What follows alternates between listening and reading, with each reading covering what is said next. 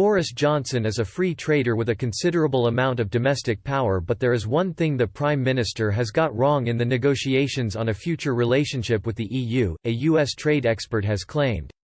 On Monday, face-to-face negotiations on a post-Brexit trade deal between the UK and the EU resumed in Brussels. It was the first time the UK's chief negotiator, David Frost, and his EU counterpart, Michel Barnier, met in person since talks began in March, due to the coronavirus pandemic. After Prime Minister Boris Johnson said a deal could be reached this month with new momentum, both teams pledged to intensify talks.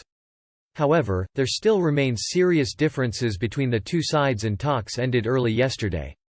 Brussels still insists on maintaining its current fishing rights in British waters and wants London to agree to a number of EU regulations, including environmental standards, workers' rights and state aid rules.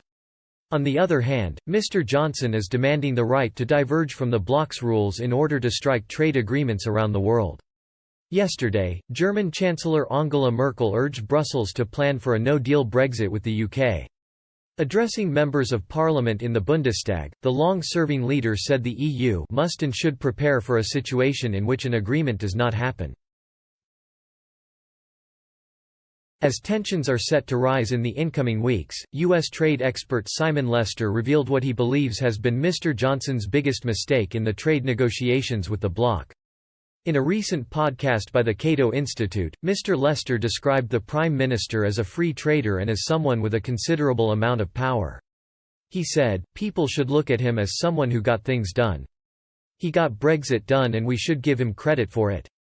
If he says he wants a free trade agreement with the US or EU, I would give him the benefit of the doubt and the chance to make it happen."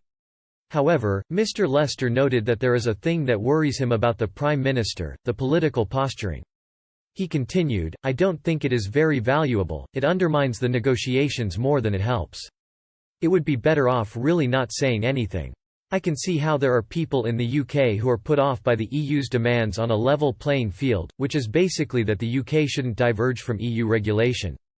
But I don't think you need to fight this in the media. Just let negotiators sit down and work on some language that smooths over these differences."